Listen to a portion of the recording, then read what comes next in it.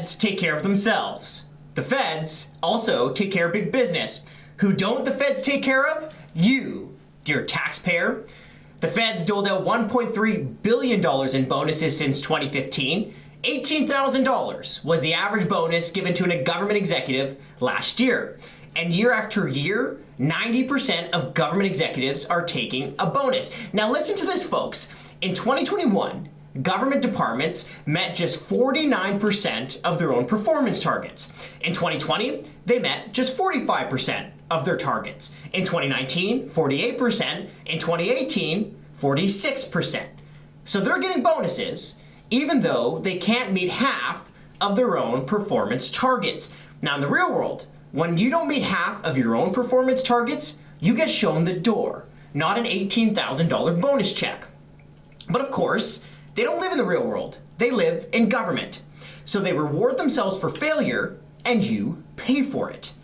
This is happening in crown corporations too. Take the Canada Mortgage and Housing Corporation. According to its own website, the CMHC is, quote, driven by one goal: housing affordability for all. Are they meeting their one goal? Of course not. And Canadians know that they're not. Back in April, nearly 70% of respondents to a global Ipsos poll said that home ownership in Canada is only for the rich. In 2020, the average home price increased by 13%. In 2021, that average home price increased by 21%. In 2022, another 2.4% increase. Here's a quote from a story published in the Calgary Herald last fall. Soaring demand and prices amid the pandemic, followed by fast rising interest rates for mortgages, have made buying a home as unaffordable in Canada as it has ever been. So it's clear that the CMHC has failed to achieve its one goal: housing affordability. Doesn't matter.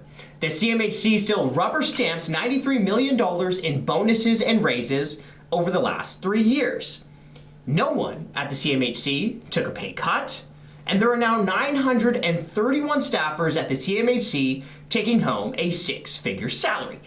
You want to make homes more affordable in Canada? Well, hire 931 carpenters, not hundreds of overpaid paper pushers. How about the Bank of Canada? It has one job: to keep inflation low at around 2%. It failed to do that one job. The Bank of Canada admits it failed. It even goes so far to saying that its central bankers should be held accountable. So how does the Bank of Canada hold its central bankers accountable? By giving them $45 million in bonuses and raises. Now what about all of our favorite state broadcaster, the CBC? Well, the CBC handed out $185 million in bonuses and raises since 2015. The number of CBC staffers taking home a six-figure salary has increased every single year under Prime Minister Justin Trudeau. There are now 949 CBC staffers taking home more than $100,000 in annual salary. Then there's Destination Canada. It's a federal crown corporation whose job is to market Canada nationally and abroad. Now, during the pandemic, the industry that it's tasked with marketing, Canada's tourism sector, was shut down. Tourists were literally prohibited from coming to Canada. That didn't matter either. Destination Canada still issued more than $1 million in bonuses and raises. And let's not forget about those members of Parliament. MPs made sure that they got theirs too. Now, they couldn't be bothered to stop their pay raises that they take every single year, even though their constituents lost their jobs, lost their businesses, and lost their savings. MPs took 1, 2, 3, 4 pay raises since the onset of COVID-19. But it doesn't just stop there, because the feds aren't just taking care of their own. They're also taking care of big business. The feds just announced a $16.3 billion handout for Volkswagen. And this isn't the first time the Trudeau government has given big bucks of cash to business.